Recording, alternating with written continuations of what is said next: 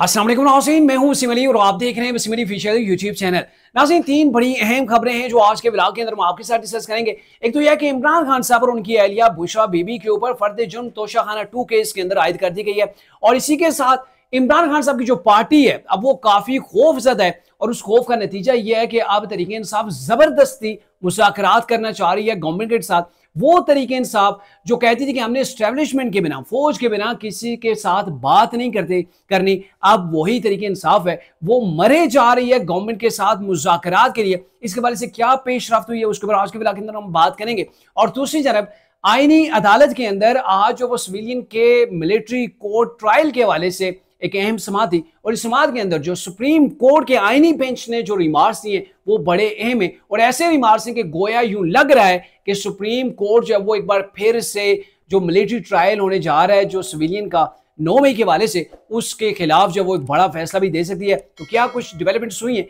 ये आज के ब्लॉग के अंदर हम आपके साथ बात करेंगे। आगे बढ़ने से पहले आपसे एक ही रिक्वेस्ट है कि अगर आपने अभी तक हमारे चैनल को सब्सक्राइब नहीं किया तो काइंडली अभी हमारे चैनल को सब्सक्राइब कर लें और बेल आइकन को प्रेस करना मत भूलिएगा।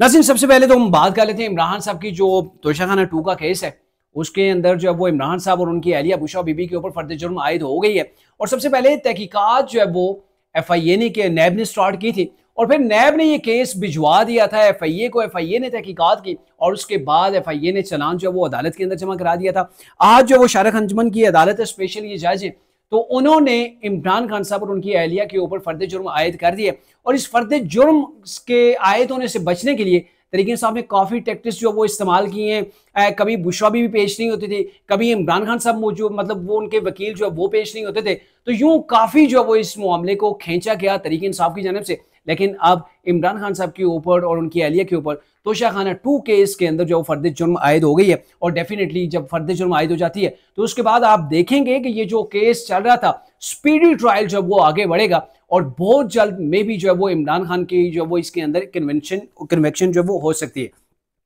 अब दूसरा मामला उसके ऊपर बात कर लेते हैं। तरीके इंसाफ मुज़ाकरात के लिए मरे जा रही है, क्यों? वो तरीके इंसाफ जो आज से कुछ अर्सा कबल तक ये कहती थी कि हमने ताकतवरों से बात करनी है, यानी कि गवर्नमेंट से बात नहीं करनी, हमने एस्टेब्लिशमेंट से बात करनी है। और यूं लग भी रहा है कि तरीके इंसाफ के जो बानी इमरान खान साहब हैं या तरीके इंसाफ के ऊपर जो सख्तियां हैं उसका जो वजूहात है वो 9 मई है कि उन्होंने 9 मई को जो कुछ भी किया था वो उनके गले पड़ गया। और अब रिसेंटली जो कुछ हुआ है, जो डेवलपमेंट्स हुई हैं जिसके अंदर जनरल रिटायर्ड फैज हमीद के साथ हुआ, उनका जो कोर्ट मार्शल हो रहा है और उसके अंदर जो तहकीकात का दायरा वसी हो गया, उनके जो रवाबित थे 50 जो है वो सियासतदानों के साथ, तो उसके अंदर ये कहा जा रहा है कि उसके अंदर ज्यादा लोग तरीके इंसाफ के हैं। अब कैसे 9 मई किया गया, उसके अंदर जनरल फैज हमीद कैसे शामिल थे और कौन कौन लोग शामिल थे, इमरान खान साहब का उसके अंदर क्या किरदार था, तो जब ये दायरा वसी होगा तो डेफिनेटली ये मामला इमरान खान साहब की गर्दन तक जो वो आ सकता है। और तरीके इंसाफ को ये नजर आ रहा है कि अब इमरान खान साहब जो मिलिट्री ट्रायल के लिए उनको जो है वहां पे वो कोर्ट जो है वो मिलिट्री कोर्ट के अंदर जो वो ले जा सकते हैं। तो उन तमाम चीजों से बचने के लिए, क्योंकि आप देखें ना आर्मी का एक जनरल है, उस जनरल का अगर ट्रायल हो रहा है, कोर्ट मार्शल हो रहा है, तो इमरान खान साहब की इस खेत की मूली है, डेफिनेटली इमरान साहब को जो वो इसके अंदर काफी ज्यादा प्रॉब्लम हो सकती है। तरीके इंसाफ उसी से बचने के लिए अब तरीके इंसाफ जो लॉन्ग मार्च कर रही थी, जो वो अपने पावर शो करना चाह रही थी, वहां पे बुरी तरह तरीके इंसाफ फ्लॉप हुई है और अब तरीके इंसाफ ने एक नया रास्ता ढूंढा है। वो भी रास्ता ऐसा है कि लग नहीं रहा कि इमरान साहब को वहां पर भी कोई फायदा होगा कि अब इमरान खान साहब ने सिविल नाफरमानी की तारीख का जो वो ऐलान कर दिया। और रिसेंटली ब्लॉग के अंदर मैंने आपको बताया था कि ये इमरान खान साहब एक बार पहले भी कर चुके हैं 2014 के अंदर, और उस वक्त इमरान खान साहब के हाथ के अंदर कुछ भी नहीं आया था। क्योंकि आप देख लें कि सिविल नाफरमानी की तारीख का मतलब ये है कि उसके अंदर आपने टैक्स पे नहीं करना, आपने बिजली के और दीगर यूटिलिटी जो बिल्स हैं आपने वो पे नहीं करने। आपके जो सबसे बड़ी डिमांड है इमरान साहब की वो ये है कि जो फॉरेन है, जो हमारे पाकिस्तानी ओवरसीज हैं, वो पाकिस्तान के अंदर रेमिटेंसेस जो वो ना भेजें, यानी कि जो उनकी जो आमदनी है वहां पे वो जो पैसा जमा करते हैं वो पाकिस्तान के अंदर बैंक के जरिए से ना भेजें, हुंडी के जरिए से जो वो उसको भेजें ताकि गवर्नमेंट को फायदा ना हो। और इमरान खान साहब की ये जो कॉल है मुझे नहीं समझ आती कि कोई इसको ऊपर कैसे इंप्लीमेंट करेगा। ये इमरान खान साहब के वो ख्वाब हैं जो देखे तो जा रहे हैं लेकिन इनकी तकमील होती हुई नजर नहीं आ रही। क्योंकि अब कोई भी पाकिस्तानी अगर फॉरेन के अंदर बैठा हुआ है तो जाहिर वो अपनी फैमिली के लिए बैठा हुआ है, ना कि पाकिस्तान के लिए, यानी कि वहां से जो पैसे भेजे जाते हैं अपनी फैमिलियों को भेजे जाते हैं। और इमरान साहब के कहने के ऊपर कोई ऐसा नहीं करेगा कि अपनी फैमिलियों का हुक्का पानी जो है वो बंद कर दे, तो ये इमरान खान साहब की कॉल जो है वो उसके ऊपर अमल नहीं हो सकता। दूसरी तरफ अगर आप जो वो कहीं पर यूटिलिटी बिल्स पे नहीं करेंगे, आप टैक्स नहीं देंगे, आप बिजली के बिल पे नहीं करेंगे, तो आपको तो इदारे उठा के ले जाएंगे, आपको तो हवालात के अंदर बंद कर दिया जाएगा। और इसको मजीद जो है इसको तगड़ा करने के लिए कानून के अंदर जो वो मजीद अमेंडमेंट जो वो भी की जा सकती है। तो इमरान साहब की ये जो कॉल है, और उससे पहले अब तहरीक इंसाफ के रहनुमा शौकत यूसुफ रज़ई, उन्होंने ये कहा है जी कि अगर गवर्नमेंट हमारे साथ मुज़ाकरात के ऊपर एग्री हो जाती है तो हम जो वो सिविल नाफरमानी की जो तरीका है उसको हम वापस ले लेंगे। बट अगर गवर्नमेंट इस चीज के ऊपर एग्री नहीं होती तो हम जो है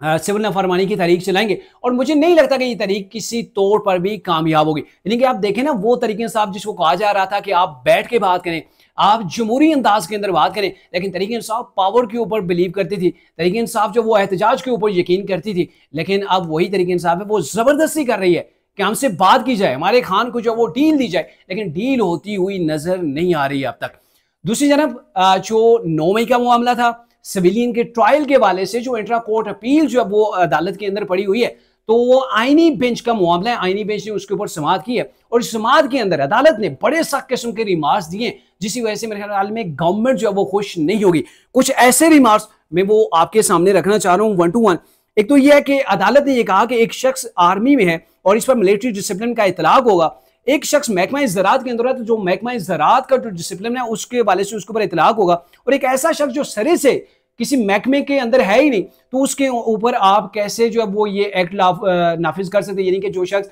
सिविलियन है उसको आप मिलिट्री ट्रायल उसका कैसे कर सकते हैं, किस एक्ट के तहत जो वो कर सकते हैं, ये सवाल जो है वो उठाया गया। और इसके जरिए से ये होगा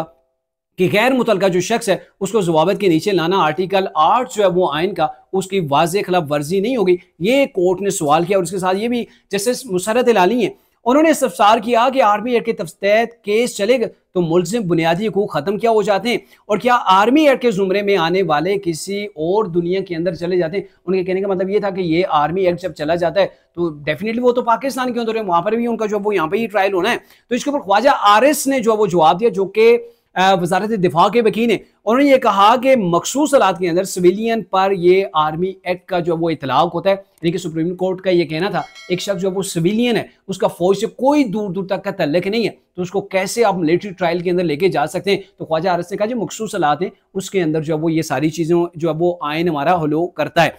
अच्छा, जैसे मोहम्मद अली मजहर ने जो वो इस मौके के ऊपर ये कहा कि FB अली और शेख रियाज के वाले से उन्होंने जो वो केस के बारे से बताया कि उनके वाले से 4 जजेस ने फैसले में आर्मी एक्ट को की जो दफात है उनको कलअदम करार दिया था, जिसके ऊपर ख्वाजा आरिस ने दलाइल देते हुए कहा कि अदालत के पास कोई ऐसा इख्तियार नहीं है कि वो मिलिट्री ट्रायल के वाले से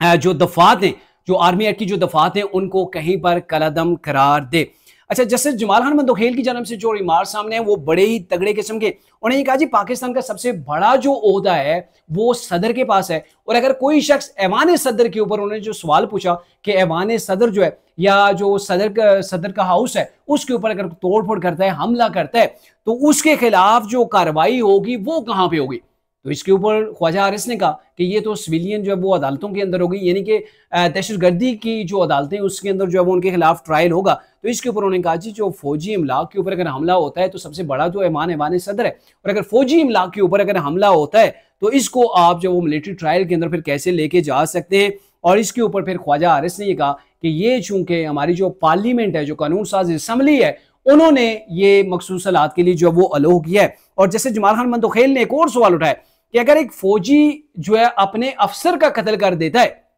यानी कि एक फौजी है वो अपने अफसर का कत्ल कर देता है, तो इसका ट्रायल कहां पे चलेगा। तो इसके वाले से भी ख्वाजा आरिस ने कहा कि उसको दफा 302 के तहत जो सिविलियन अदालतें हैं वहां पे उसका ट्रायल होगा। तो यहाँ पे फिर ये सवाल किया गया जो आम सिविलियन है जिनका फौज के साथ कोई तल्लक नहीं है, तो उनको किस बिना के ऊपर आप जो है वो मिलिट्री ट्रायल के अंदर लेके जा सकते हैं। तो ये बड़े अहम रिमार्क्स है, और इन रिमार्क्स को देखते हुए यूं लग रहा है कि ये जो मिलिट्री सिविलियन का जो ट्रायल है मेरे ख्याल में सुप्रीम कोर्ट जो है वो नहीं होने देगी, और इनका ट्रायल जो है जो अभी लोग तो अंडर ट्रायल हैं वो मिलिट्री के पास है, और मेरे ख्याल में उनको सिविलियन अदालतों के अंदर जो है वो मूव किया जा सकता है। लेकिन ये फिलहाल जो है वो रिमार्क्स हैं, जब फैसला आएगा तो उसके वाले से डिटेल जो हमारे सामने आ जाएंगे।